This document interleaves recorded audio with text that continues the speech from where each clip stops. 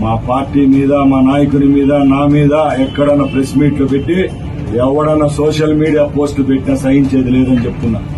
గత 2 నెలల నుంచి కొందరు పార్టీలో ఉంటూ సోషల్ మీడియాలో పోస్టులు పెడుతున్నారు.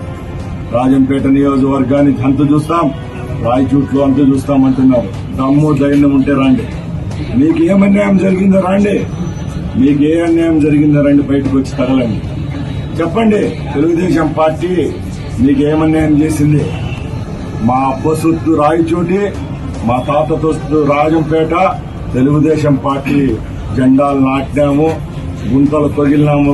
ఇప్పుడు ఎవరు భయపడే వాళ్ళు ఎవరు లేరు, ఎవరు భయపడే పరిస్థితులు లేరు. రామప్రసాద్ రెడ్డి భయపడ్డు. ముందే చెప్తున్నా, నేను 18 సంవత్సరాల్లో నా రాజకీయ అరంగేటం చేసిన.